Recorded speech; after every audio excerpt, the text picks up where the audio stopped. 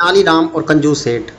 राजा कृष्णदेवराय के राज्य में एक कंजूस सेठ रहता था। उसके पास धन की कोई कमी न थी, पर एक पैसा भी जेब से निकालते समय उसकी नानी मर जाती थी।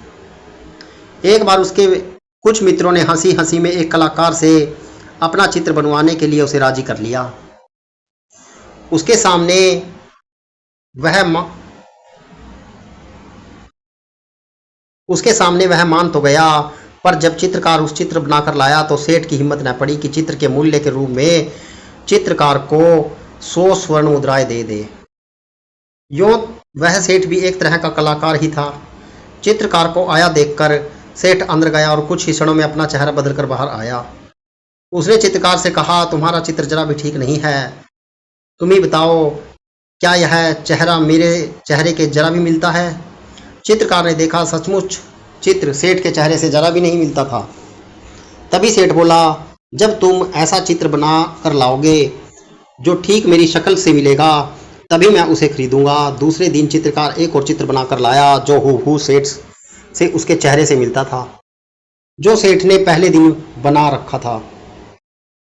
इस बार फिर सेठ ने अपना चेहरा बदल लिया और चित्रकार से चित्र में कमी निकालने लगा। चित्रकार बड़ा लज्जित हुआ है। उसकी समझ में नहीं आ रहा था कि इस तरह की गलती उसके चित्र में क्यों होती है। अगले दिन वह फिर एक नया चित्र बनाकर ले गया, पर उसके साथ फिर वही हुआ। अब तक उसकी समझ में सेठ की चाल आ चुकी थी। वह जानता था कि यह मक्खी चूस सेठ असल में पैसे नहीं देना चाहता, पर चित्रकार अपनी कई दिनों की मेहनत को बेकार नहीं जाने देना चाहता था। बहुत सोच विचार कर चित्रकार तेनालीराम के पास पहुंचा और अपनी समस्या उसे कह सुनाई। कुछ समय सोचने के बाद तेनालीराम ने कहा, कल तुम उसके पास एक शीशा लेकर जाओ और कहो कि आपकी बिल्कुल असली तस्वीर लेकर आया हूं। अच्छी तरह मिलाकर देख लीजिए, कहीं कोई अंतर आपको नहीं मिलेगा। बस फिर अपना काम हुआ ही समझो। अगले दिन चित्रकार ने ऐसा ही किया। वह शीशा लेकर सेठ के यहाँ पहुंचा और उसके सामने रख दिया।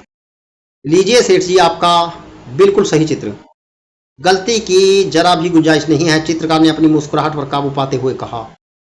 लेकिन यह तो शीशा है, सेठ ने झुलझुलाते हुए कहा। आपकी असली सूरत शीशे के अलावा बना भी कौन सकता है? जल्दी से मेरे चित्रों का मूल्य 1000 स्वर्ण मुद्राएं निकालिए, चित्रकार बोला। सेठ समझ गया कि यह सब तेनालीराम की सूझबूझ का परिणाम है। उसने तुरंत 1000 स्वर्ण मुद्राएं चित्रकार को दे दी। तेनालीराम ने यह घटना महाराज कृष्णदेवराय को बताई तो वह खूब हंसे। मित्रों, इस प्रकार की हास्यप्रद कहानियों के लिए हमारे YouTube चैनल को सब्सक्राइब कराना भूलें और यदि वीडियो अच्छी लगे तो इसे शेयर जरूर कीजिएगा। जय सिया राम।